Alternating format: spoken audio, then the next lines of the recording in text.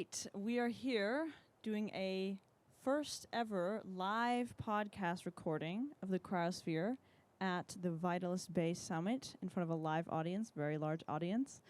So this is going to be a bit of a different format than usual. We're going to try to keep things mostly between us hosts, but the audience is welcome to jump in if they feel they have a burning comment or question they need to make. And of course, most questions please try to reserve for the end. I am joined here today by my wonderful co-host Max Marty. Hey. And I'm also here with Ariel. Can you please pronounce your last name so I can make sure I get it correctly? Yeah, it's Ariel Zeleznikow-Johnston. Okay, yes. Ariel Zeleznikow-Johnston. Yes. Okay, so he is a research fellow at Monash University and author of The Future Loves You. Thank you for joining us. Thanks for having me. And thanks for putting on the whole weekend conference thing that we've been here for. Yeah, it's been pretty awesome. Thanks for coming. And you gave a talk yesterday, right? Yeah, that's correct. Yep, that was, lots of talks, good science, good general community stuff. It's been fun. Yep. So I want to start by delving into your book. When was it published and written, by the way? So the book came out in, I believe, November last year, so November 2024. It was written over the course of late 2020 until I think I handed in the manuscript at the start of 2024. Cool. Well, congratulations on that accomplishment. It's not easy to do that. So I wanted to start, given that we are at a biostasis conference, Cryonics conference, and you had some things to say about the subject of cryonics, of course. I want to start with a quote from your book. Now, it's going to be a bit of a long quote, but I think it's relevant for everything we're going to be discussing. So it's going to, it will be interesting. The audience will enjoy this. Okay. Facing the gravity of our circumstances, it is no wonder that a blend of desperation and optimism propels some of us over the edge of anticipating medical advances and into the expanse of science fiction.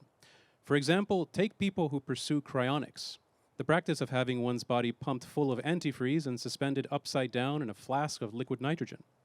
Motivated by what they see as a clear historical trend of medical progress, its adherents believe that freezing the bodies of the clinically dead will allow for their eventual resurrection with when more advanced technology one day becomes available. In doing so, cryonicists are not putting their faith in a treatment that will keep them alive, active, and healthy, and happy, like Banting and Best's discovery of insulin. Instead, they are pursuing something more in the spirit of starvation therapy, a means to buy time through the dark days before a better treatment comes. They believe a person in this state, while not fully alive, is in a sort of stasis, akin to Elizabeth's 3 years in Dr. Allen's clinic. But, cryonicists claim, they're also not truly dead, and so long as that's the case, there's hope for them yet. Perhaps. The problem is, we've seen charlatans try to sell this kind of fantasy before. Ancient priests with magical talismans, medieval alchemists with rejuvenating elixirs, and now cryonicists promising this: the future resurrection by means of medical miracles. Without acceptance by the medical establishment, little distinguishes cryonics from the snake oil salesmen of earlier times. Unsurprisingly, few people buy it, despite much media attention over the years. Fewer than 1,000 bodies have been preserved worldwide since its origins in the 60s. Indeed, cryonics, as practiced, has many of the hallmarks of a pseudoscience or cult, including quasi-religious claims of an afterlife for those who perform arcane rituals, a lack of engagement with mainstream medicine or endorsement by esteemed scientists, and large upfront payments required for services that have no guarantee of success. None of these features inspire confidence that the frozen clients of cryonics will ever see another spring. Many doctors and researchers are therefore understandably outraged. Even though cryonics has not been medically validated, some organizations are still happy to charge people small fortunes for the procedure. Sure, if you're already a billionaire with nothing left to buy, why not spend $200,000 on the chance of immortality? But for the rest of us, cryonics looks likely to be just another case of swindlers tricking people out of their money with impossible promises of longer, healthier lives. Still, the fact that cryonics is unscientific and its claims are unsubstantiated doesn't make the core idea of preserving the dying to enable their future revival fundamentally unsound. Within the science fiction is a kernel of truth, with sufficient understanding of how the brain enables a person to be who they are. It might be possible to place a dying individual in a state from which they could one day be revived. Okay, that was a long passage there, but that was in the intro to your book, Ariel, and so I wanted to read it because I, perhaps understandably, have a lot of questions and comments and thoughts on this this introduction. So we can tackle these in turn, but first I want to get maybe just your high-level thoughts on that passage. So the passage in the introduction is taken from a book which is trying to target a general audience of people who aren't necessarily already sympathetic to brain preservation, cryonics, biostasis, any of these sorts of ideas by which maybe there's some way we can take people who are terminally ill, preserve them, and then be able to revive them at some point in the future. So I'm starting with possibly a completely, like an audience that either knows nothing about it or is already skeptical of the idea. They've heard of it maybe in science fiction, or maybe they've heard it criticized in the news or somewhere, but they're not necessarily on board. So what I'm trying to do in that introductory section is both get people even across the idea at all that maybe it's possibly feasible, that some people think it might be possible to preserve the dying. But I'm also trying to make sure I don't lose them straight away by saying, look, this whole book is going to try and convince you of something you think is completely nuts.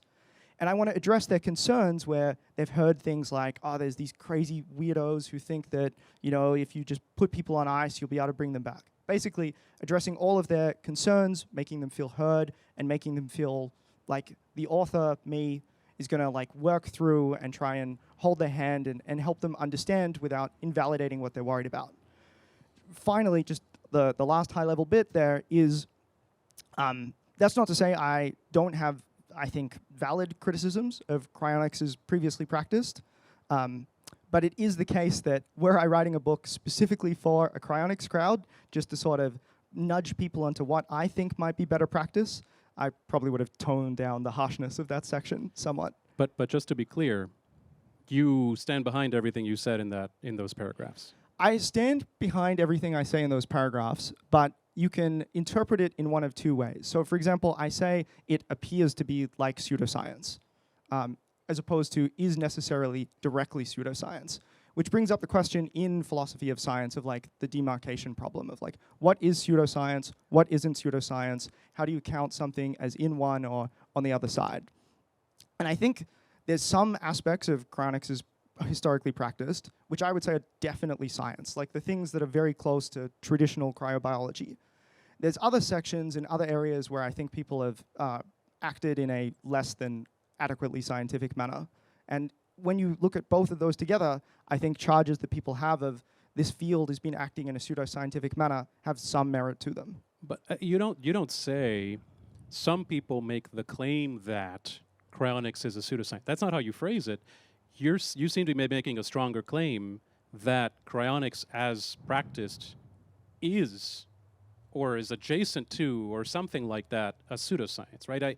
Because if you had simply said, well, here are the things that people claim about cryonics, which I will be addressing later in the book, I would be totally, there's nothing wrong with that statement. But it doesn't. So my concern is if you're, especially for people who don't have, like you said, don't have a lot of context, they're not already very well versed in the subject, they're going to read this, and even if they didn't have very many priors, they certainly will now, right? There's the first thing that comes to mind in cryonics is going to be pseudoscience, cult, religion, stealing your money, swindling, magical properties, resurrection of the dead, freezing rather than vitrification. You should have said vitrification, you said freezing. So it's, I fear that you're putting misconceptions into people's heads where there may not have been any, rather than rather than addressing potential concerns. I think actually the point on freezing versus vitrification is a good example of what I was trying to get at with that introduction. Okay. So it's true vitrification would be the more accurate term to use, but in an introductory book for a general audience, nobody has any idea what vitrification is. They have heard about people being frozen, maybe, if they've heard anything at all. So you have to engage with what they think is happening, bring them in the introduction, and then slowly explain to them what's actually going on, how things are practiced, which is what I do later on in the book. Right. So have you read the Wait But Why article, Why Cryonics Make Sense? I have definitely at some point read that, yes. Because Tim Urban actually starts by stating his assumption about cryonics, what he thought about cryonics just from kind of hearing about it adjacently. And it is something to the effect of, cryonics is for rich people that can't accept death, trying this crazy idea, something like that. So he's very open in the beginning about his thoughts, but then he takes the rest of the book to kind of go line by line and explain why his reasoning on that changed. And it sounds like what you're saying right now is that you're doing something similar, but I have to push back on that because to my understanding, you never clarify anything about cryonics not being pseudoscience or snake oil salesman. You just focus on another alternative, right? So you are maligning cryonics in a way, and maybe we can get into specifics about why we think some of those things are just not accurate, but it isn't really fair to say that you're then later breaking it down because you're just pivoting to a different subject. It's not the same thing that Tim Urban did, where he gained the trust of the audience by perhaps naming the assumption everyone made and then breaking that down. This is a bit different. No, that's true. That's a fair criticism. I don't go out of my way later on to work through the exact claims that cryonics is making as opposed to other techniques that I talk about, like aldehyde fixation or other preservation techniques, and go through that. I think that's a fair criticism. I am pretty explicitly trying to use the contrast between the two to try and get people more on board with what I think are potentially more effective techniques, but it would have been fairer if at some point I'd been able to go and clarify how the statement in the introduction of the book is perhaps overly harsh. Again, that being said, it's about trying what I thought was the best way of getting a general audience on board with the ideas in the first place. And as one example of what pushed me towards having it sort of phrased in that way is that over the course of trying to sell the book to a general audience, to try and pitch it to agents, to try and pitch it to editors, the feedback that I consistently got was like, it sounds like you're like crazy, or you're still pushing for crazy ideas. You have to do a good job of getting people on board in the first place who aren't necessarily into these ideas. So it's a tricky balance of like how to get people in who think stuff like this is completely nuts, against trying to be fair to all the different views and all the different ideas that people are pushing, even if they sound nuts. So it sounds to me like you're saying, okay, so I'm going to describe traditional cryonics, especially to an audience of many people that don't know a lot about it, and I'm going to lay out my credentials as a very hard-nosed skeptic, right? I'm gonna demonstrate that I'm willing to go further than perhaps a normal person reading this information in throwing cryonics a little bit under the bus, because that way it will give more credibility to your future argument in favor of vitrifixation. That is, yeah, essentially the point. Doesn't that feel a little unfair to cryonics? I mean, you're willing to throw cryonics under the bus to push forward an alternative hypothesis rather than just sort of arguing that cryonics and vitrifixation are two. You might have a preference. You might believe that vitrifixation is better on the merits, on the science, but that ultimately you're making some very strong claims about cryonics that you don't then go on to substantiate. We can perhaps... and we can get into the details. Yeah, course, yeah, right? we can get into the details. Again, just at the high level, it is a matter of, I see that there was a trade-off that I had to make between trying to get people on board and trying to be more nuanced, essentially, in going through the various criticisms and advantages of things as historically practiced. And yeah, I guess I made the trade-off in favor of being harsher than you guys would have liked me to have been. Well, we can go through the particulars, unless the audience wants to jump in with any comments already. I think there's just one point. I think the main difference between these two fields, cryopreservation and chemical fixation is, and I think this is kind of what the problem here shows is the human cryopreservation field is an emergency-like procedure that is practiced in the real world, and then we compare it against a procedure that is basically a lab procedure, right? And to my understanding, there are very few, if any, people who have been chemically preserved in the real world with similar quality of what we look at when we compare these two fields, right? Is there any? There might not be any, right? So I think it's a bit of, in quotation marks, I think this is where these two fields kind of, where this contention comes from, that the field of the emergency medicine people who are working in the field and like have a lot of, deal with the real world, feel slightly, unfairly attacked by comparing it to a lab procedure that hasn't even been done in the field, in the real world with humans. To the best of my knowledge, there's been validation of chemical preservation techniques done with lab animals, definitely with rodents, definitely with pigs in published scientific practices. It is true that I have heard about chemical preservation methods being used on humans, but I have not seen the published results for that as of yet. And until we see that, then yeah, we can't be made a claim that it's something that's used routinely in clinical practice as of yet. I guess this would kind of bring up another point is, do you think that if vitrification or vitrifixation are happening in situations that are non-ideal, so not the lab settings that are kind of showing this amazing ultrastructure preservation, is that still worth doing in your mind? Or is it only worth doing if there's very low ischemia and you can be certain that the ultrastructure is incredibly well preserved? I essentially think that boils down to cost, where if it is quite cheap to do in these non-ideal circumstances, then it's definitely worth the cost. If it is very expensive to do in these circumstances, the question would be, what probability of success do you think there is versus how much did it cost to actually do the practice in that circumstance? I don't have a good sense of the exact level of damage at which I'd say this is not worthwhile versus this is worthwhile. But if I wanted to try and establish a threshold, that's how I'd go about thinking about it. So I want to go through a few of the points that you made, and we can add some nuance, some clarification. We can say, oh yeah, we just disagree on this particular point, and that's fine. So the first one is when you describe cryonics as freezing. And we already discussed that one to some extent, right? We both know cryonics is not freezing, but I think you use the term freezing because that's the term people understand. You say vitrification would be sort of, what is that? You'd have to define the term, and that's annoying to have to do. I would say, though, that I no longer use the term freezing, even when I'm talking to normal people, because it does perpetuate a myth that ends up causing problems later on. I mean, I think we still all remember when Michael Shermer talked about, freezing strawberries or whatever it was, and everybody had to say, no. Cryonics is not about freezing. In the whole point of the cryoprotectant procedure is to avoid ice crystals and avoid ice formation. Yeah, but I think we hit on that one, so I think we're in agreement on that.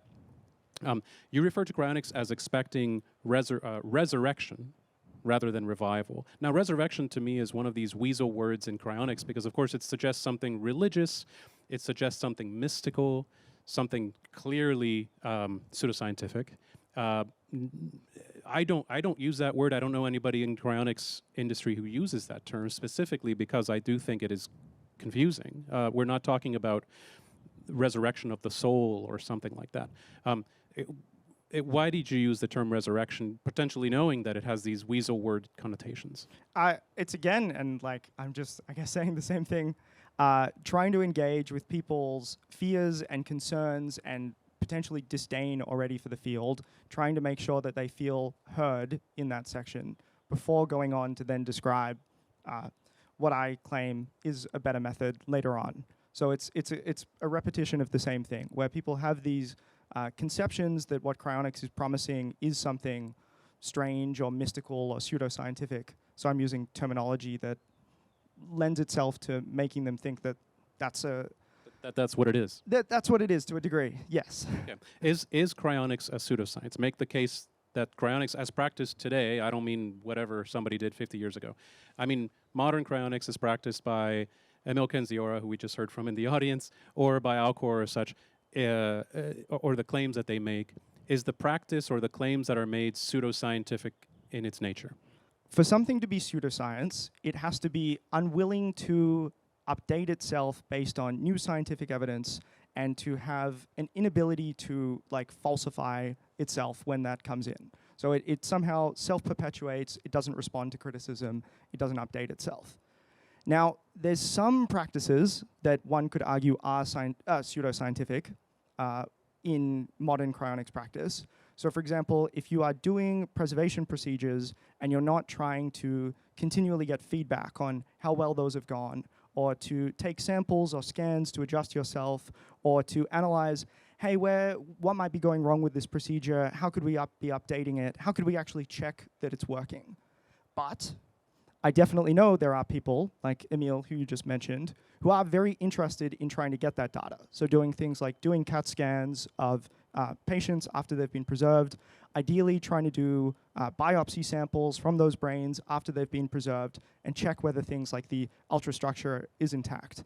And in particular, if people are willing to take those samples and then update their practice in the future based on the feedback they get, that is essentially good scientific practice, good medical practice, and under that circumstance, it isn't pseudoscience.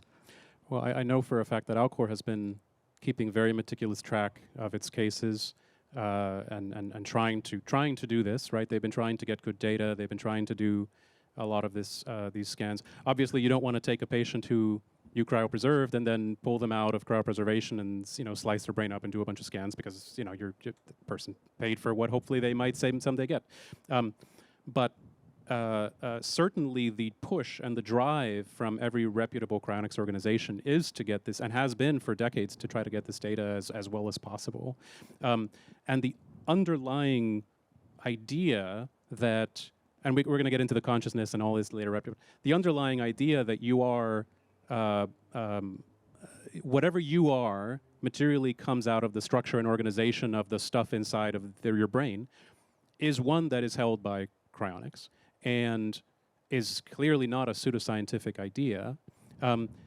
So I see cryonics as a very scientific approach to trying to solve a problem that is admittedly very hard, and one for which we won't actually know the answer as to whether or not enough damage was done that we can't revive somebody, or that we can. We won't have that information for some time. But I don't see this as a pseudoscientific approach. I think if forced into a binary yes-no answer, my answer would be no, cryonics isn't pseudoscience. But in terms of are there ways in which the field could be working better, and particularly historically, I would say yes. It would have been much better. There are many ways in which it could have acted in a more scientific manner, both historically and even somewhat today. Yeah, so I will definitely agree that we should be getting more data and more validation, right? So Tomorrow Bio taking the first step to get samples for electron microscopy, that's amazing. But we probably could have done some of these things sooner. Some things have been more thoroughly vetted. For example, the Stephen Coles case, that was more closely examined for ultrastructure as well. It also hasn't been published, as far as I'm aware. And I think part of the reason it hasn't been published is because cryonics is very controversial. And maybe, things like the language used in this book is not necessarily helping that, because there could be more work done in this space and more legitimate scientists willing to put their name behind it, but they are afraid of the pushback. And I don't think that this kind of language is necessarily helping there. That is a fair criticism. I guess one question I have for the two of you is, why was this biostasis week instead of cryonics week, for example? Like my perception is there is a feeling of criticism of cryonics. There is a feeling of baggage that comes with the term. I'm curious as to what you two think about that. Should Yeah. the term be rehabilitated, or is there an effort to switch into biostasis instead, for example? There's certainly, yeah, I think cryonics historically did have some baggage, but, and that's why there were efforts made to try and move the term to biostasis. In fact, Becca, you might have some more information on that. Yeah, it's twofold. So biostasis, I think, is an important term, and I borrow this somewhat from Emil Kanzura, who named the company tomorrow Biostasis, because for one, biostasis is just a more neutral term because, as you point out, things might update. It might be the case that cryopreservation isn't the best form for preservation, both in a lab and at some point a practical setting. So it's just a little bit more agnostic and open to future change. And the other point is, yes, that cryonics has historically had some pretty bad press. And I think Tomorrow Bio, in the beginning of its conception, tried a lot to use biostasis also for that reason, to kind of overcome that. And maybe this is just a European thing. Maybe America is still very contentious with it. But one thing they found is that the negative perception is not as strong as maybe expected, or maybe it's just changed over time, and people have started to become a little bit more open to it. So, yeah, there are bad connotations, but I don't think they are as detrimental as maybe we perceive or they were in the past. We have a quick note from the audience from Boris. Okay, so I view it as it's more inclusive of a term. So as a person who works in the field of aldehyde-based biopreservation, I'd be cool in being under the umbrella of biostasis. But if I'm not so keen on being put under the umbrella of cryonics, and then that requires using some additional terms and traditional. In order to contrast the two methods, then you have to say, well, traditional cryonics or something of that sort. And I think for that reason, biostasis may be a more inclusive, open term to. Yeah. That's I agree a with fair that. point, yeah. And that's why, and maybe another reason why we didn't call it Cryonics Week is because we did have people like you and Boris presenting, so Yeah. we were trying to represent kind of a broader spectrum of the different types of preservation. Yeah, so people interested not just so people interested broadly in the notion of preserving whatever they are into the future. Can hear your perspective, can hear other perspectives, rather than just the traditional cryonics perspective, and then decide for themselves which one they want to go for. So you liken cryonics to a cult. What do you see as first of all, how do you define a cult? And why do you feel that cryonics meets your definition of what a cult is? I'm going to be honest, that might be a term that I don't do a good job of standing behind, and maybe I should repudiate, because I'm not an expert on cults, but my guess is they're characterized by a charismatic leader, of which I don't think cryonics has one. Which one? We've got Emil, they're the charismatic leader. Candidate. Yeah. And one of the other defining features of a cult. They tend to take all your money, separate you from your family and friends. They alienate you if you try to leave. What are some other features?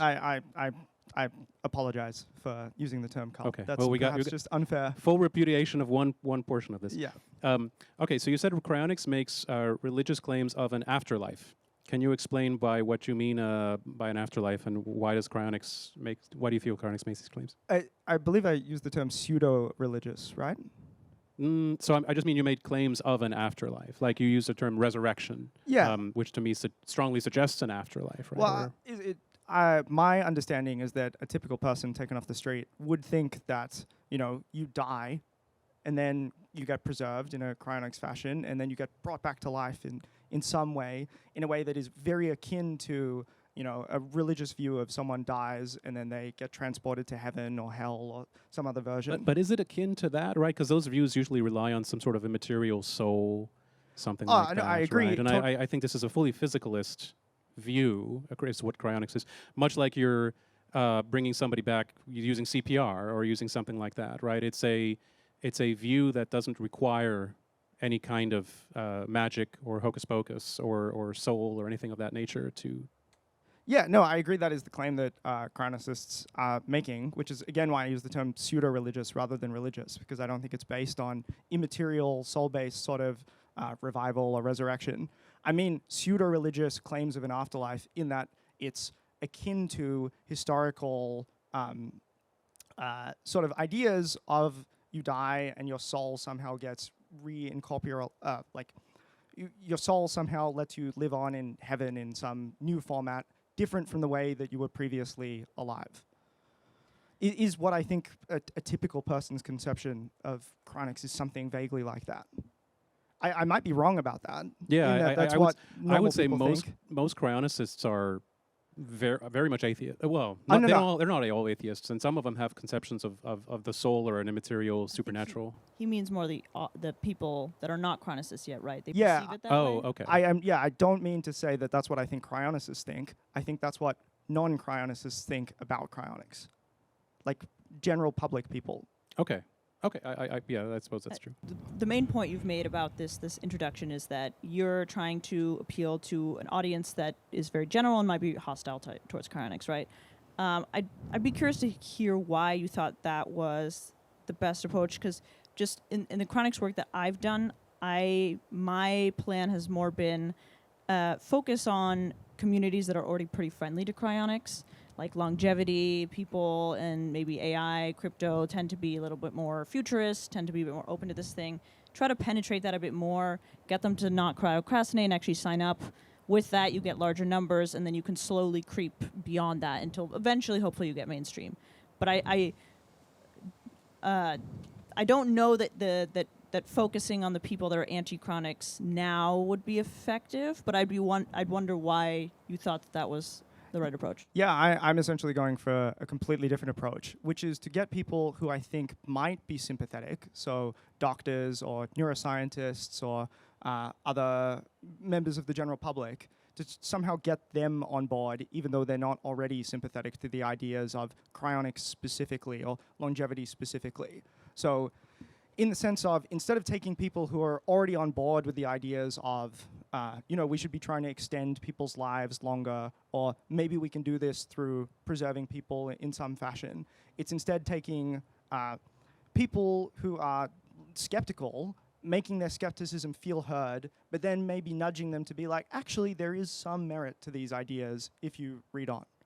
Well, let me ask you this, and there's a few more points that I want to make on the details. But let me ask you this: do you feel that the average person who's not, who doesn't know a lot about this, like you said, the well-read, intelligent person, but not necessarily very knowledgeable on this subject, do you feel that after reading this book, they would come away with a more positive view of cryonics, not vitrification, cryonics as currently practiced, or a less positive view? I genuinely don't know. So my average guess is probably slightly more positive, in the sense that I spend, for example, an entire chapter working through sort of cryopreservation methods generally and the merits of them. And insofar as I've walked through the technical details of maybe why one might have that in mind, how it works in smaller animals, they might go to be well, there's some merit to these sorts of ideas generally.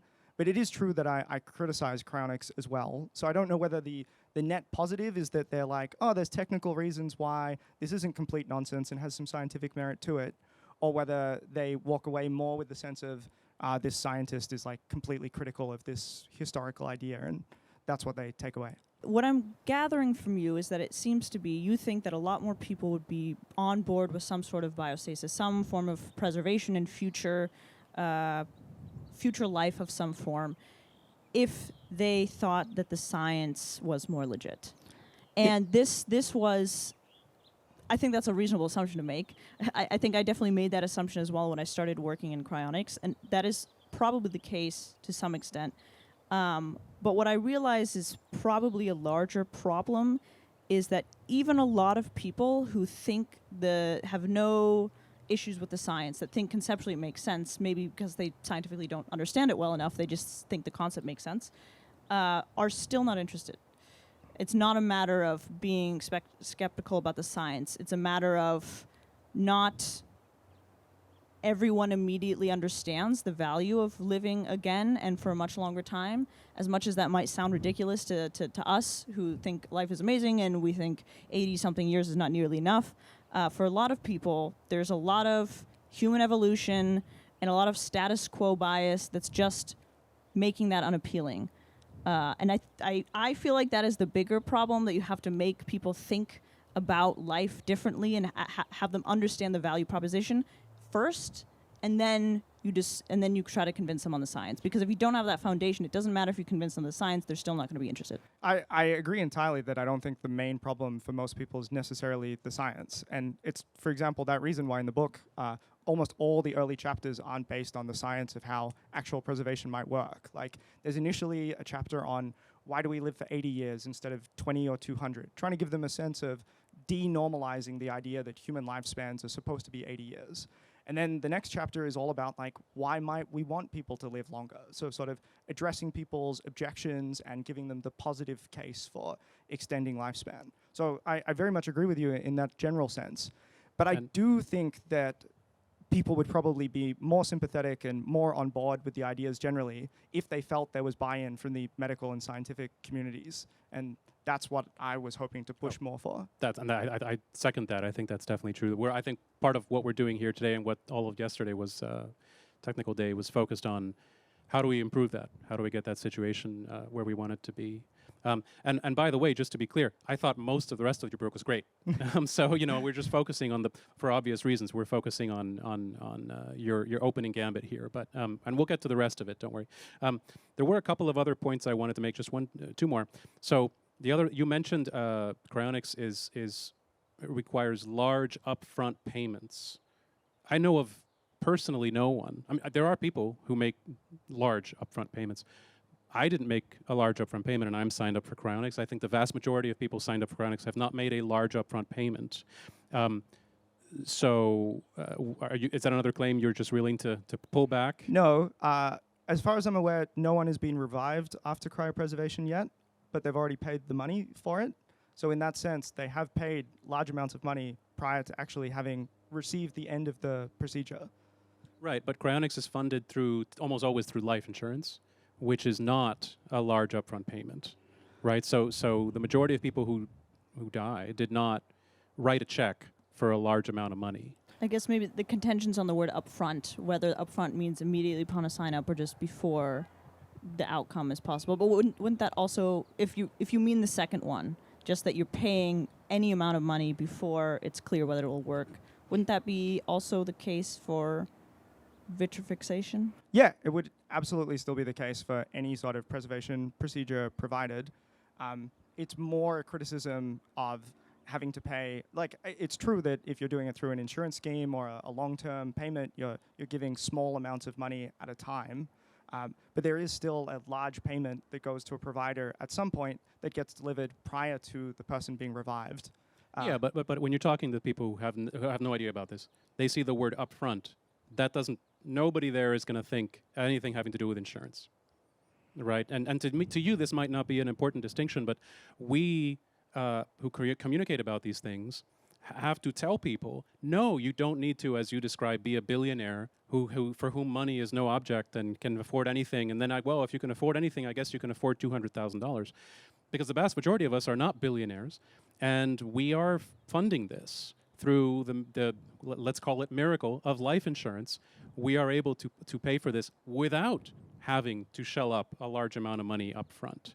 And that's, again, another one of the kind of misconceptions that I constantly have to push against.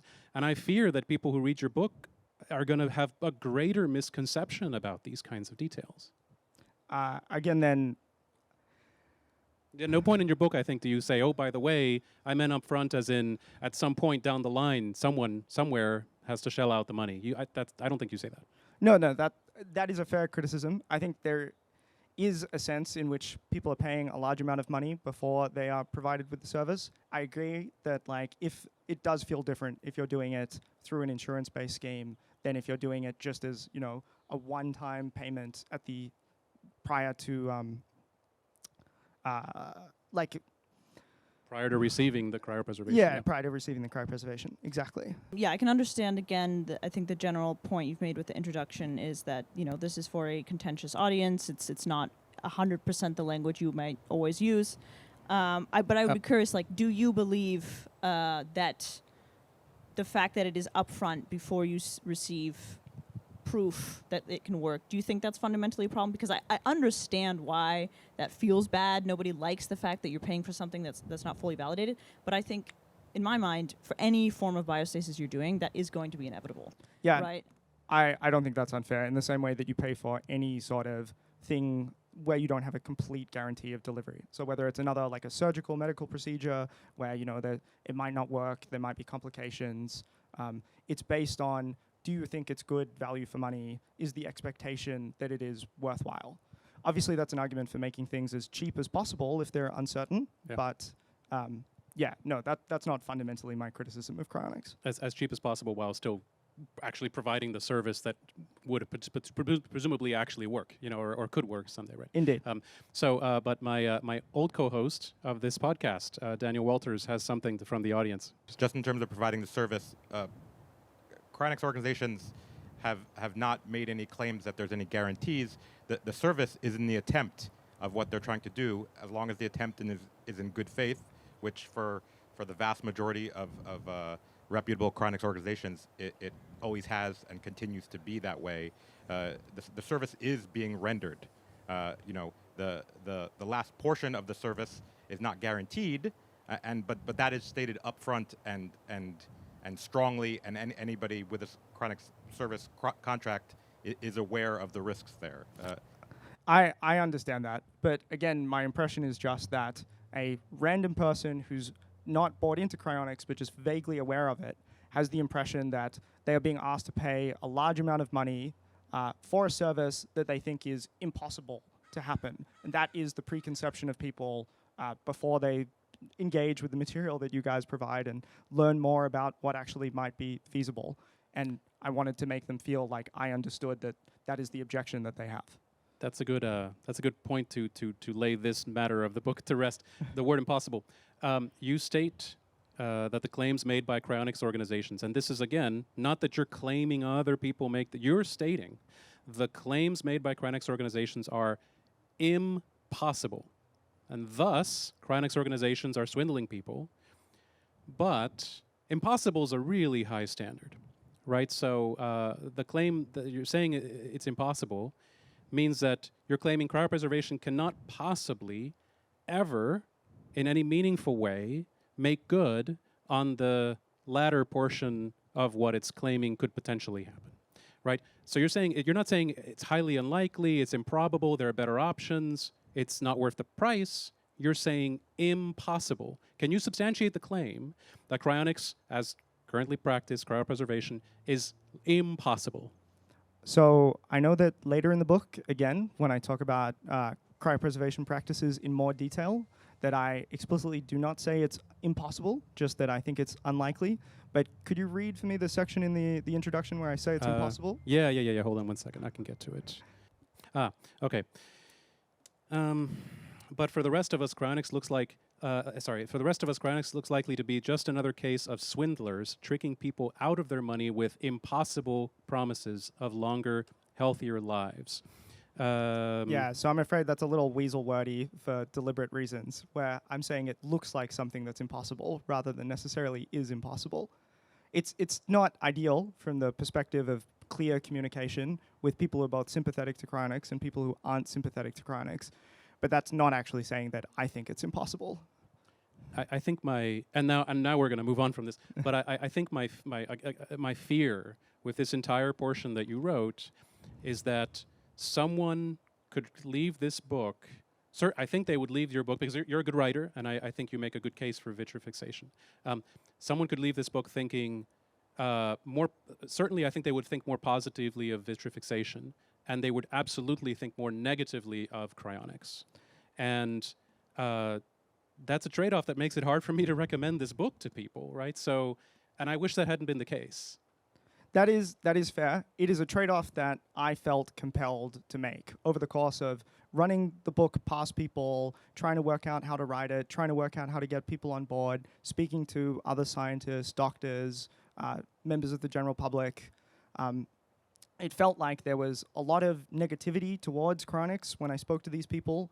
And also when I looked at, the ideas of cryonics have been around since the 1960s or so, and how little growth there's been over that time in the past 50 years or so, I felt like there were, I guess, not a huge amount necessarily to be lost by criticizing in terms of the potential gains from maybe getting much more people on board if it could somehow be rehabilitated into a more scientific, medically accessible sort of idea. All right, so you've explained a lot what your kind of intention was with the book going in. Now that we're past the actual publishing. We've dealt with the elephant in the room. Yeah. Well, now that you've published it, it's been out for I think 6 months. And what has been the feedback? Has the impact been what you expected? And more generally, do you think writing a book is a good medium that more people in biostasis preservation fields should pursue? So, insofar as I wrote the book and I got it traditionally published, that's enabled me to go on book tour, to speak at universities, to give public lectures, to engage with journalists in a positive sense, which I think has been very valuable for sort of getting people to take the ideas seriously, to think that there was some merit to exploring this space, to sort of giving people a way to engage with it. I also think it was very useful insofar as I know, I guess, from the surveys that I presented yesterday, but surveying other scientists, engaging with people, that there's a lot of people who are sympathetic to these ideas, but who aren't personally willing to go to bat for them themselves. And I think in providing them a book where they can say, oh, I'm not pushing this, but here's a legitimate resource which pushes for these ideas, that's been quite valuable. So I guess, yeah, I'm quite happy in that sense that I've gotten to engage with people in that way. It hasn't been a bestseller, but I hope it's been valuable. Okay, and we've mentioned your talk a few times, and obviously people that were at Vitalist Bay got to listen to it, but just for the podcast audience, could you talk about what the purpose of that survey is and kind of what you found? Yeah, so I gave a talk yesterday where I presented some survey data of asking randomly selected neuroscientists, so either those who were experts in memory research or those who were just general neuroscientists, whether they thought there was any chance that long-term memories are still present in preserved brains. Now, specifically, I asked them about brains preserved with aldehyde-stabilized cryopreservation, but you could repeat the survey in principle for any other sort of preservation method. But what I wanted to know from this survey was, does the scientific community think that the entire idea is totally implausible, and they'd say there's a 0% chance that there's any sort of memory information left in there? Or did they think that, there's actually some merit to these ideas, that at least under ideal circumstances, if preserved well, maybe important information is retained in the brain? And what we found was actually that the average probability that neuroscientists gave to the idea that there's still personality-defining, memory-defining information kept in preserved brains under ideal conditions was about 40%, which is not 100%, but it's a lot better than 0. And I think indicates that, indeed, there is some sympathy for the ideas in the scientific community.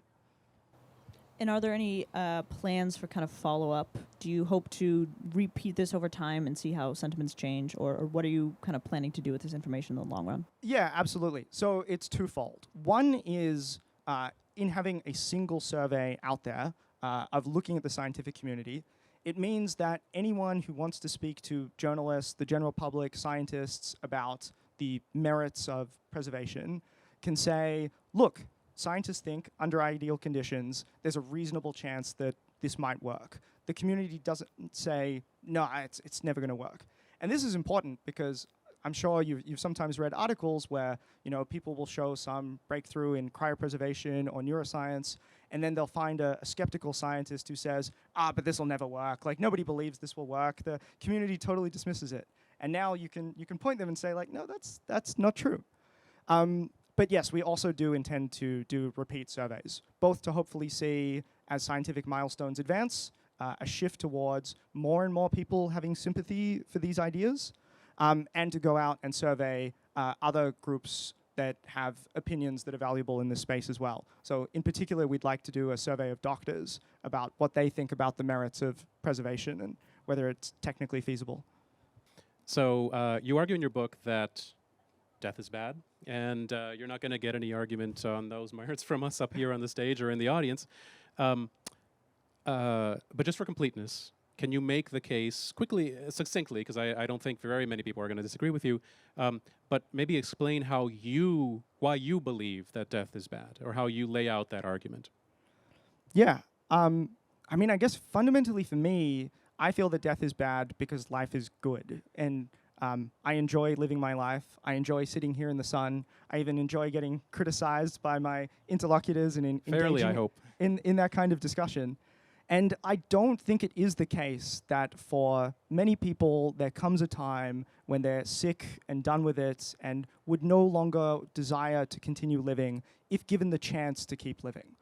And indeed, when I went looking into this to try and see, like, is there any sort of survey data, psychological surveys to sort of like validate this idea that people want to continue living, what I found was, you ask young people how long they'd like to live for, and maybe they say something like 80, 90 years on average.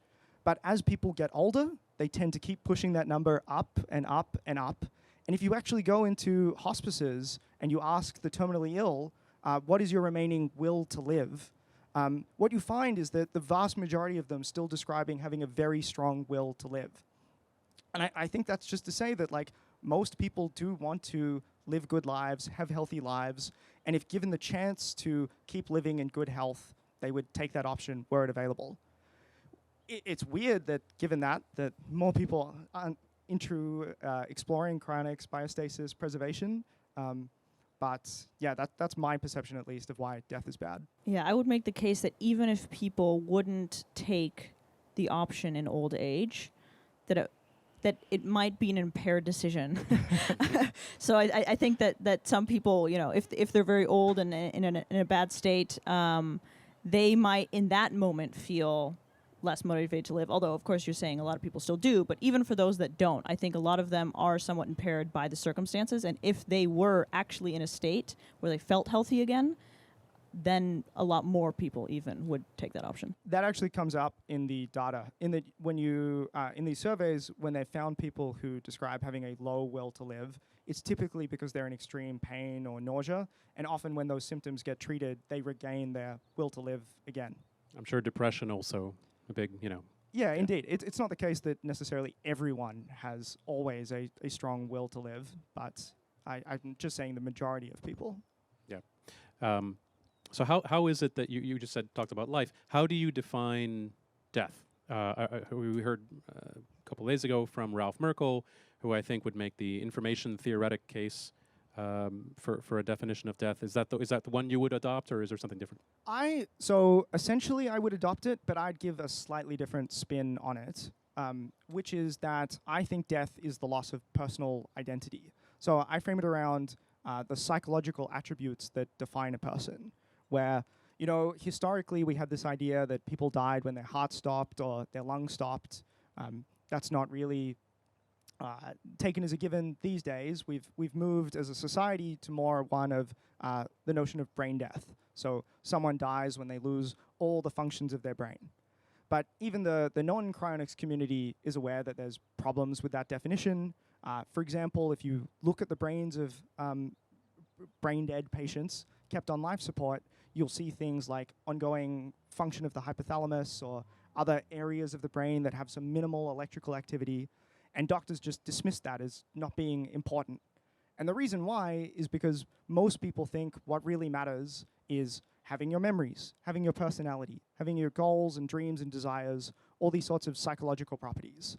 And if that's what one takes seriously, then one ends up saying, well, what's important for continuing to survive is that my personal identity is maintained through these psychological properties, and if those are lost, that's when someone dies. And in the end, that amounts to being the same as the information theoretic death definition. When you're talking about, I guess, something like persistent vegetative state, where in many of those cases, I would imagine the memories and the experiences and the personality and the person, to some extent, is kind of in there still, just not on, like they're not active. There's something, and I can understand when a doctor says, look, they're not on and they're not ever gonna be on again from every best information that we have. So keeping this on life support is not the same as keeping, Aunt Mary on life support, because Aunt Mary is sort of never coming back. Is that, would you agree with that sort of? It's going to be different in different circumstances. So there are things where you can have damage that will render someone unconscious while probably their memories are all still in there. So for example, if you have damage to an area of your brainstem called the ascending reticular activating system, the sort of thing that enables you to have wakefulness, then you won't be able to be conscious, even if you haven't had damage to your cortex and the other brain areas that are storing your memories. So in that circumstance, what's needed to make the person them is still there, it just can't be accessed. And indeed, there's one example I give in the book of someone who gets a deep brain stimulator that partially brings them back to consciousness because they still had their cortex intact, even though they'd had damage to the wakefulness areas of their brain. But in other circumstances, there is extensive damage to the cortex. They probably have lost their memories, lost the things required for their personality. It depends on a case-by-case basis as to what's happening. Yeah. So before we go diving straight into consciousness, can you define or explain what is it that makes me in some sense? Is it how would you define it? I'm going to leave it there. I would defer to the survey data that you get when you ask people generally what makes you you. So if you go out and you ask individuals, what's important to being you? What could change and it wouldn't matter, and what could change and you'd be a fundamentally different person? The things people typically list off as being really important are memories, personality, goals, desires, psychological properties. And the things they say aren't that important are things like their possessions and their to a lesser degree, their relationships, sort of these external properties of their environment. So this is sort of an idea, I think it was originally put forward by John Locke, of someone's personhood being defined by these multiple attributes, but where psychological ones are the most important. So it's not some immutable characteristic that you are you, because all these things change over time, right? So our goals, of course, our personality, all these things change, and we create new memories and experiences. So who you are is not, of course, the same person as who you will be 5 minutes from now, 5 years from now. You would agree with that? I don't think it's quite a binary. So I think that there's an important set of core characteristics which cohere across someone's lifespan. So for example, if you measure the personality of children and then you measure them again decades later, you see that people tend to have very similar personalities across their lifespan. There's some changes, like typically people become a little bit less neurotic over time and a little bit less open to new experiences.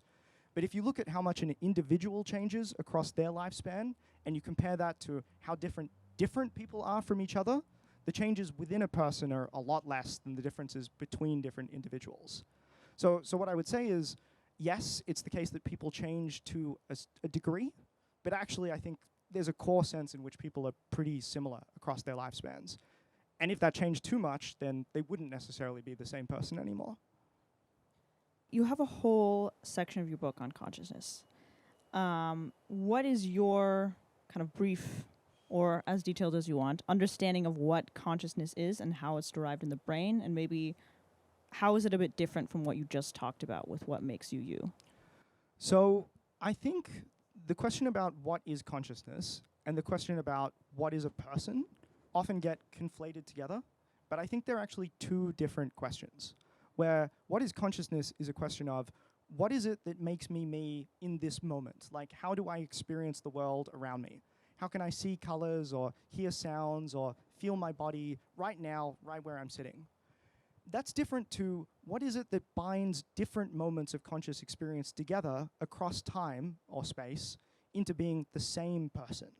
Because we know, for example, that people can have breaks in the consciousness when they're asleep or anesthetized or hypothermic, but somehow those different moments get bound together into being a single person. So your question was about what do I think about what consciousness is. From a starting ground, the typical philosophical or neuroscientific way of defining consciousness is that there is something it feels like to be me. Just that I am here and I know that I'm feeling the world around me and I'm based in my own body. If the question is, what do I think it is in the brain that gives rise to consciousness? I don't know. I'm aware of all the different theories that are out there and I can describe them, but consciousness science has not solved that problem yet. So I think this is relevant. And of course, you wrote about it in your book because I think we both agree it's very relevant to vitrifixation and that approach to brain preservation. A lot of people in that space are primarily motivated by being able to, at some point, upload whatever they are, consciousness and all, perhaps, and then have that upload either emulated in some sort of digital substrate or perhaps even reconstituted into wetware in some way, right? So can you, in your terms and how you use it in the book, can you help us understand what you would mean by things like uploading or transferring or copying or whatever term you want to use of these properties of what makes a person a person? Yeah, absolutely. I mean, this is the great advantage of things like cryopreservation-based techniques, where you get to skip this whole discussion and just be like, well, it's the same body, it's the same brain. I don't know how consciousness works, but we just brought it back in the same way. Maybe I don't know, because if we can't ultimately revive a person in kind of the traditional way, then these questions are very important. No, right? that's true. Yeah. They do come up in both circumstances. Yeah. So the question is, like, what's going on with an emulation of an original brain or an upload? What would happen if you took an original biological brain and you somehow reinstantiated it, like you took the information, you turn that into digital format or an electronic format? Would that thing be conscious, and would it still be the same person? So to start with, again, I'm just going to distinguish those two questions. One is, would an emulation or an upload be conscious? And the other is, even if it were conscious, would it still be the same person? I'll start with the would it be conscious question. How would you go about assessing that? So until we have a solved theory of consciousness, one just has to work through the different ideas people have around what consciousness is and think about, would an emulation satisfy or fail the particular conditions of a particular theory? Maybe I won't go through extensively all the different theories and all the different ideas that there are, but very briefly, there's a few different schools of camp. One idea is that all that matters for something to be conscious is just that it performs the same functions as other things we think are conscious. So if you had an upload or an emulation, it wouldn't matter what it was made of, how it worked, so long as it seemed to talk and speak and interact with the world and do all the things the same way that an original biological brain worked. Some other ideas are that, no, the architecture really does matter. Like the brain, what it's made of has to be structured in a particular way. That puts more constraints on how you could make an emulation and still have a guarantee that it was conscious. And then indeed, there's even some schools of thought who think, only cells and biology counts for consciousness. And if that school turns out to be correct, then you'd need to reconstruct it in wetware somewhere for it to be conscious. But essentially what I do in the chapter is, just walk through all the different theories that there are and then try and outline how you could satisfy those different theories. And so which is the theory that you primarily, which is the theory that you feel is correct? Most likely to be correct? I genuinely don't know, because I think I'm less sympathetic to the idea that biology matters. Like, I'd be quite surprised if it turns out that consciousness really depends on, the homeostatic functions of cells. But I'm pretty sympathetic to both the idea that it's just functions that matter, and it doesn't really matter if your brain's made of traditional computing hardware, biology, neuromorphic computing chips, whatever. I see the merits of that case and also the problems with it. I'm also sympathetic to the idea that, no, it really does need to be structured in some way that's similar to existing biological brains. That it only neuromorphic computing, for example, would be a successful way of doing an emulation. And indeed, the neuroscientific community and the consciousness science community is like very contentious about this. There's no settled opinion in the field. In my experience with cryonicists, or maybe biostasists is maybe the term here, for the ones that are concerned about uploading, they maybe aren't comfortable with the idea of reanimation in that form. Usually the contention that I hear is not that they don't think consciousness is possible in a emulated form, but rather they are concerned about the self and the continuation of whether this is really them or if it's a copy of them. Could you speak to that and your perspective on that? Yeah. So if someone accepts something like the view that to survive over time is to maintain your personal identity, or to hold on to the information that defines someone in the sense of information theoretic death, or death is the loss of personal identity, and someone accepts the idea that what it is to be the same person over time is to hold on to one's psychological properties, like memories, personality, those sorts of things, then I think there's a very strong case to be made that an emulation, an upload, assuming it held on to those psychological properties and was conscious, would still be the same person as prior to, as who existed in the original biological brain. Because all of the criteria that we think make us the same person at different points during our normal lifespan, like for example when I'm 10 or 20 or 30 or 40, still apply across this sort of weirder circumstance of someone being emulated. Mm-hmm. So just to clarify, would you believe that a copy of you is the same thing as you, or would you just disagree that an emulated person is a copy? I would disagree that an emulated person is a copy. For the same reasons that, over the days and weeks, I replace the physical material that I'm made of. So I change out my body mass something like every year and a half, change out the proteins that make up the connections in my brain on the order of days to weeks. Like I'm constantly replacing the physical material that I'm made of, and yet I think I survive. And also I have things like breaks in consciousness when I'm asleep or anesthetized, or if I was ever hypothermic.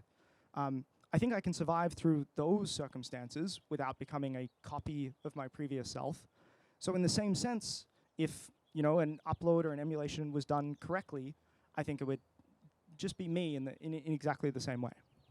I would certainly say that if we all lost sleep over going to sleep, we'd all be very manic all the time, worrying about whether or not the person who wakes up the next day is really, in fact, going to be us. But I want to hit you with a series of scenarios, just to see whether do any of these scenarios cause your intuitions to change or to maneuver around.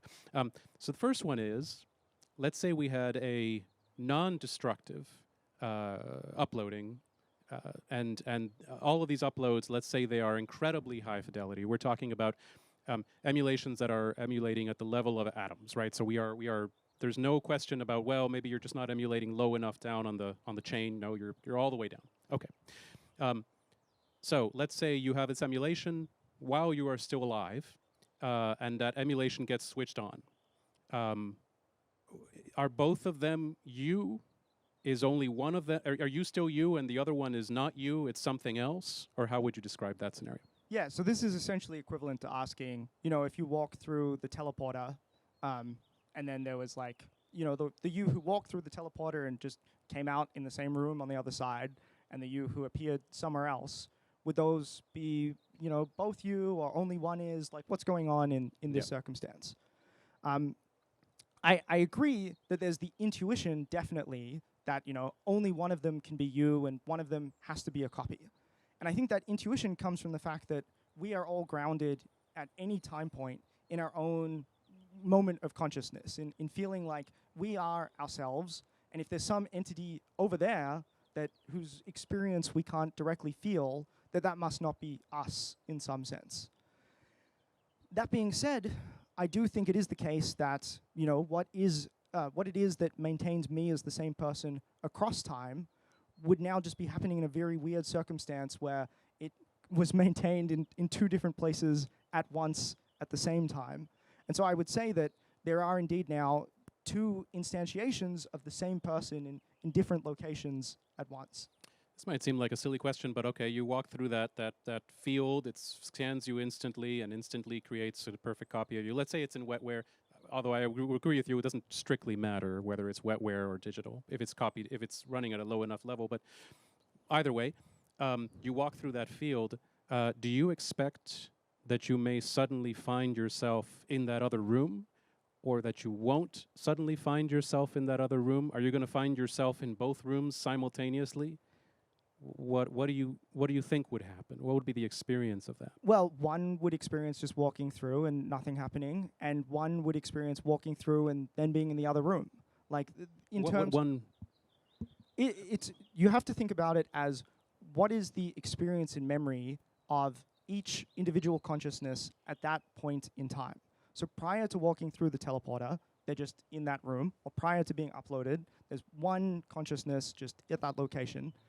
At a subsequent time point, there's one entity that has an experience of having walked through and then having ended up in a different room, and then there's one that's having walked through and then just is still in the same place.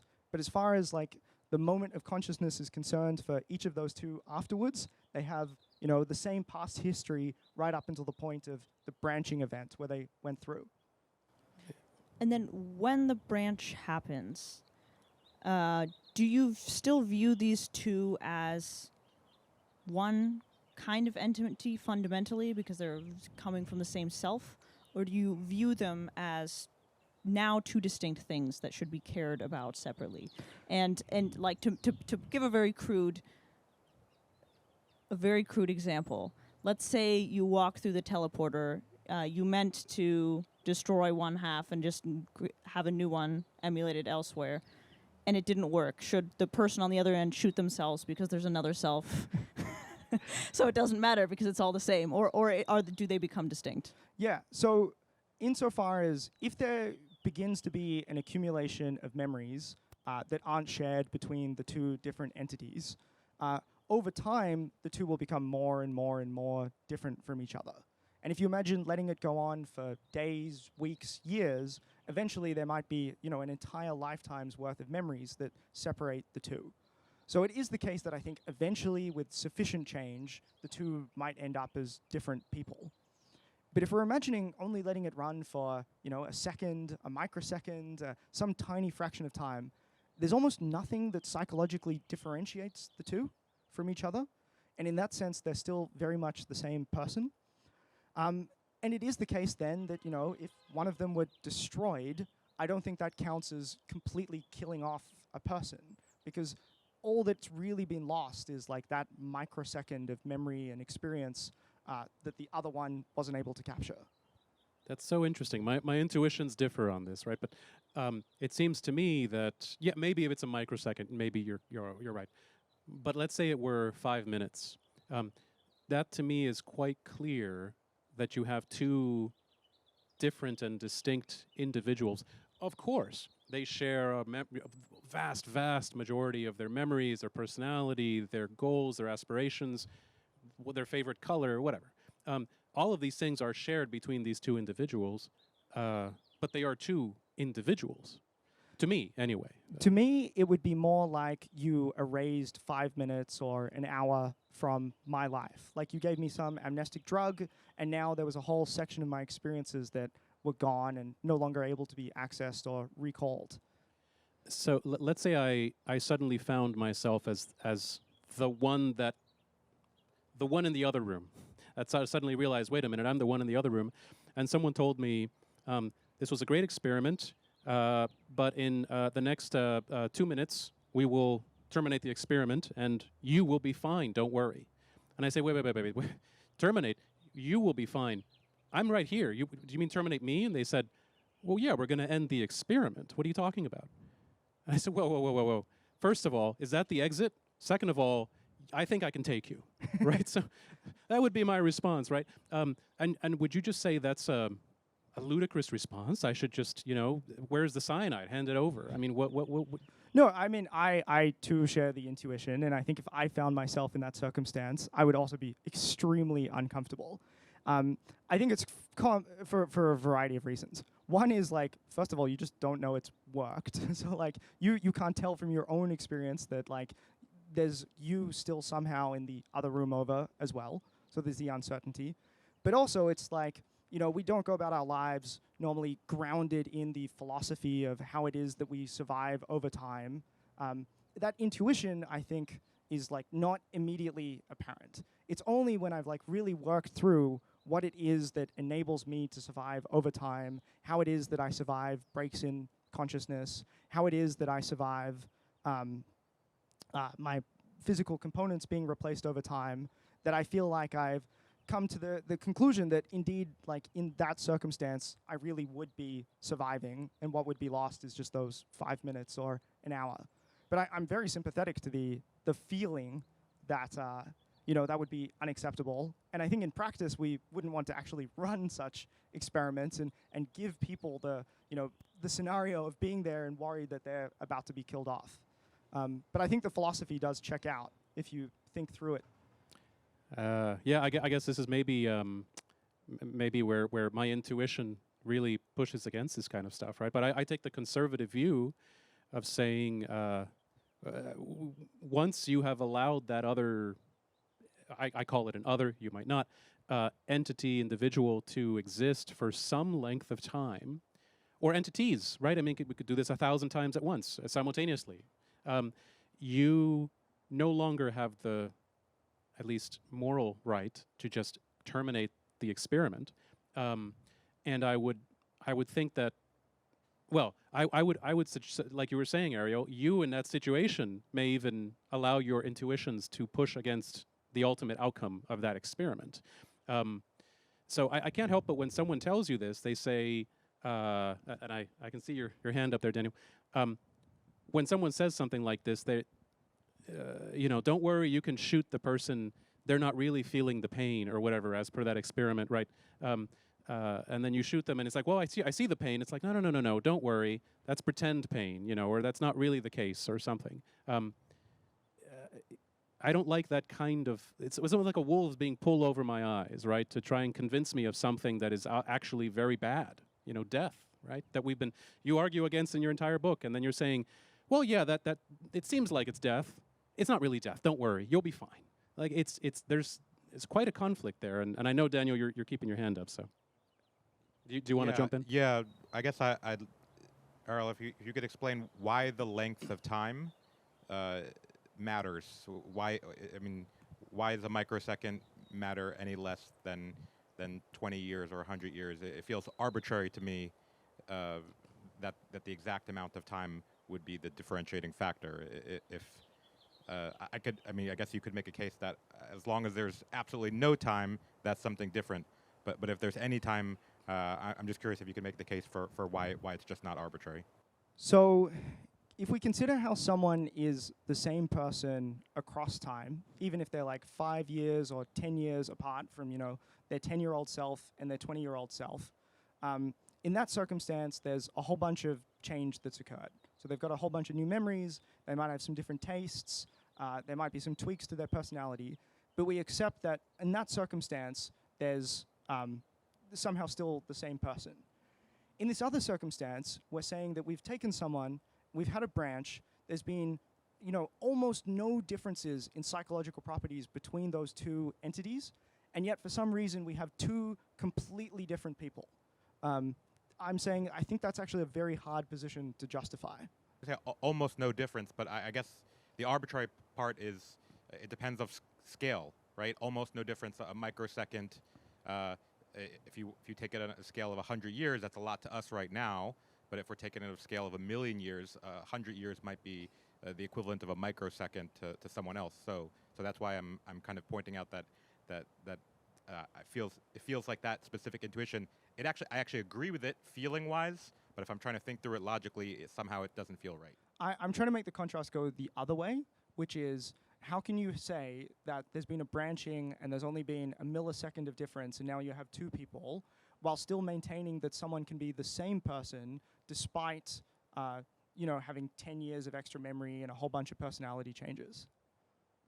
Is it important to stress here that although that's the link between vitrifixation and uploading is perhaps a historical quote-unquote mistake, in the sense that many people think that, but there's no logic link that requires this type of reconstruction of personhood completely linked with vitrifixation. It remains the case that for traditional cryonics, it's very likely that mind uploading would be also the most readily available method of reconstruction of personhood of people who were preserved in that fashion. And on the other hand, if one would insist on reconstruction of physical in a physical form, there's an argument to be made that this would require a similar reconstruction of a personally traditionally cryopreserved and preserved using chemicals would be almost, or if not equally, difficult. So going back to the criticism that was brought up on Ariel's in the introduction, would you have the same type of discussion with somebody proponing? It's interesting to me that this type of discussion does not often come up with proponents of traditional cryonics. Well, just to be clear, this was a big part of the book. So we're having this discussion because I think Ariel has some thoughts on this and Sure, I agree talks that. about this. I agree right. that, but it's important to But give the audience that. I definitely love having this discussion with any cryonicist. Yeah, I would make the observation, and perhaps this is just incorrect, but from what I've seen, and this isn't just like among the lay biostasists, it tends to be among the experts that are working on vitrifixation, that they tend to be more comfortable and talk more about kind of emulation, and that the people that favor biological reanimation, they tend not to be as fond of vitrifixation and tend to focus on vitrification. Do you view that as just a misunderstanding, or do you think there is some fundamental reason why that is such a large distinction? I would agree with the assessment that people working on vitrifixation are more comfortable with this concept, but perhaps it's because of like inherent feeling about preserving of almost like vital functions in traditional cryonics, and perhaps this is a historical problem with traditional cryonics that in fact draws to this pseudoscientific part, that there is a bit of a for the lack of a better term, bait and switch. So many experiments that support traditional cryonics are based on restoration of the viability of cells in preservation of embryos, preservation of tissues, preservation of cells, in a regime that is very far of traditional, the way that cryonics is actually being performed in actual practice, in which we can be pretty certain that the viability is not preserved. So the method of restoration in either case would require manipulation of matter or access to the information at an almost molecular and subcellular manner, either in terms of repair or in terms of readout of that information. So I think it's a consequence of traditional cryonics, let me say, not actually acknowledging this. From my perspective, I do think chronicists generally acknowledge that repair is necessary. So when I look at like the C. elegans experiments, or you look at cryopreserved embryos, I don't think people are making the case that means that we could just do that with a human, and that's exactly what we're doing now. I think it's more to demonstrate the concept that the procedure itself does not necessarily eliminate the ability to become viable in the future and the parts that make up the memory as shown in the C. elegans, but that repair would obviously be needed in addition to that. But I still think that you're probably correct and that both rely on some kind of very molecular repair, and the repair I think looks a little bit different in both cases, but maybe that is not meaningful when discussing the likelihood of some kind of reanimation. Well, the point that I'm trying to make is that they're not as apart. Like, there is a distinction to be made. The methods are certainly apart. The approach is different, but it's not as different as many people would like to believe. And this is a point that's I'm trying to make here. Fair enough. One last point I had on this is that I actually don't think it matters too much whether you think after a branching event there's now two different people or whether they're still somehow the same person, so long as one thinks that either or both is a continuer of the original from beforehand. Where it might be the case that, they are two different people, or it might be the case that they are the same person. But the question is, are they the same person as the person before the emulation happened or before the branching event happened? Well, let me suggest that from an outside, external perspective, I think the answer has to be to treat, especially in destructive uploading, but the other case is just more complicated, to treat them as though they are the same person, right? So, if you had a contract that you had made prior to going through the machine, that contract will still apply to the other person, et cetera. So from that perspective, I agree with you. However, for me, and again, I take myself as having a very conservative view in a sense here. I really care about being the person, about being able to open my eyes tomorrow morning in my own bed. And I've kind of become okay with the intuition that that really is me who is still opening their eyes tomorrow, and I don't worry about it when I go to sleep very much. I do still worry about it a great deal if there are uploads made that somehow I will not be the one opening my eyes through the eyes or digital eyes, whatever, of those quote-unquote other individuals. And thus, I see it as the conservative approach to first bank on some kind of revival based on nanobot repair, et cetera, that might be achievable at some point, unless we get a lot better at cryopreservation methods prior to when I end up going into a doer. And sort of see uploading or simulation, emulation as a backup, right? Like if somebody at some point concludes, look, we now know enough to know quite definitively that it is impossible to ever revive me in some kind of molecular repair form, then yes, then of course, go for it. They'll take that. I'll take that alternative because there's nothing else. But I see it as, and I think a lot of us cryonicists see it as the more conservative approach to first rely on molecular nanotech repair and then go for something like uploading. Would you disagree with that, or?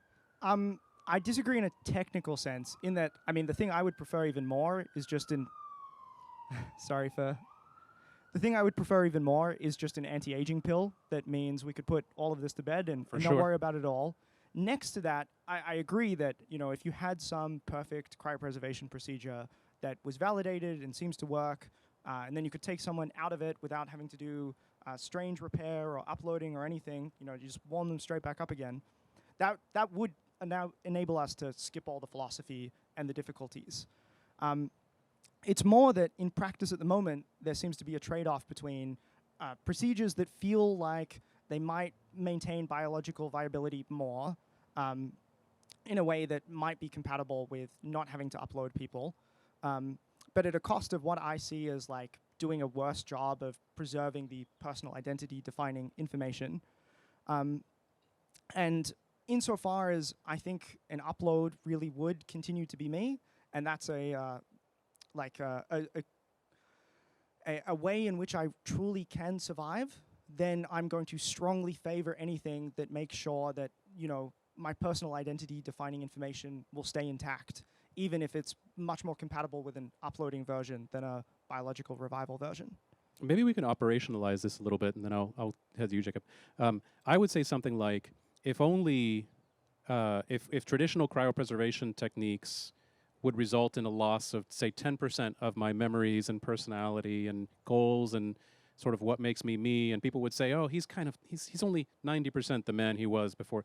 If that happens, I would say, okay, I'll still take the conservative cryopreservation approach, but if you told me it was 90% of what makes me me, memories, experiences, goals, feelings, and somebody else said, oh my God, that's only 10% of the man he was, then I would take uploading. Then I wouldn't take the other approach. So I think there's some, and I don't know exactly where in the middle that scale tips, but I do think it's something like that. So I would have to be convinced that whatever cryopreservation techniques are available when I am heading into the doer, will result in greater than that tipping point in one direction or the other, where I would make the decision for vitrifixation versus traditional cryopreservation. Would you say that's an incorrect way to look at this? I think that is a fascinating way of looking at it. I'm not sure what numbers I would give myself. I think I'm more conservative in that I'd really want to get, I don't know, maybe 99%. It would be a fun thing to survey both myself on and people on generally. To maybe see in where your next people's survey interest- you can yeah. include that. That'd be fascinating. Jacob, did you have a question you wanted to ask? Yes. Do you think other potential instantiations of oneself in a hypothetical multiverse and/or cyclical universe are also all equally you? I am no expert on these different possibilities, but insofar as they hold on to my psychological properties, so I'm sorry to keep repeating this, but my memories, my personality, all those things, then yeah, they would be me in that sense. Like, that's really what matters for my survival, no matter what the scenario entailed. There is a particular scenario that I heard described by Aurelia Song some years back. I think this must have been around 2015, 2016, something around there, where she was giving the presentation that for brain preservation and explaining what she saw as the benefits to the ultrastructure of the brain, and really showing the slides and showing that I think the paper that they were either working on or had just published on that. And but she said that the goal of all of that work was to be able to essentially get all people, or as many people as possible, to do brain preservation, to create a sort of archive of memories, experiences, people that could then be searched and cataloged and seen perhaps by descendants or maybe more general public. And then that was the goal that was being sought after. And I remember having a very negative reaction to that because, I mean, obviously for somebody who wants to do that, I think that's great. They should be allowed to do that, of course. But a lot of us want something more, right? We want the ability to experience again, whether, you know, we can put aside questions of whether it's us or somebody else, but to be able to run the program, not just have it searchable in some giant Wikipedia or some very long CSV file.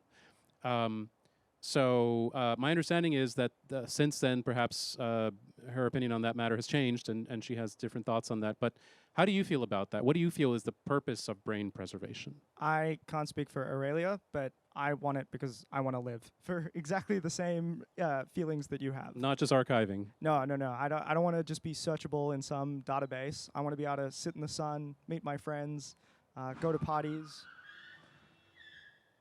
Not have that happen to me. Hopefully somebody doesn't need to go into the door. Oh, God. For the audience, we just heard a minor car crash happening on the street, so... Didn't sound awful, but it sounded like a car crash. Yeah. Yeah, that's not great. No, yeah, I want this because I want to live. I mean, I think that's the motivation presumably most people in this space have. It is the motivation that I think Aurelia has, but maybe you should have her on the podcast to speak for herself. Yep. But yeah, that's why we put so much money and effort and resources and everything that we can into this. Well, on that note, Ariel, is there anything else you want to wrap up by telling us about your book, or of course where people can find you and buy the book? Yeah. So I mean, the books. I'm sure you can get it on Amazon. It's ebook, audiobook, hardcover. I am just hopeful that more people will become interested in this space generally. So insofar as I care about preserving people's lives, my own, those I love, everyone's generally, I wish we could somehow get more people into this. And whether it's through, you know, my efforts with the book to try and get people more on the brain preservation side, or whether it's through your guys' efforts to explore biostasis, cryonics, push for that, get people involved, get it a larger community that can do the sort of organizational efforts and engagement efforts that would get more people interested in this. Whatever the means, I just want to see this community grow. And I'm glad you guys have been contributing to that too. Awesome. Thank you. Thank you And so thanks much. for being such a good sport about all this, Ariel. And amen to what you just said.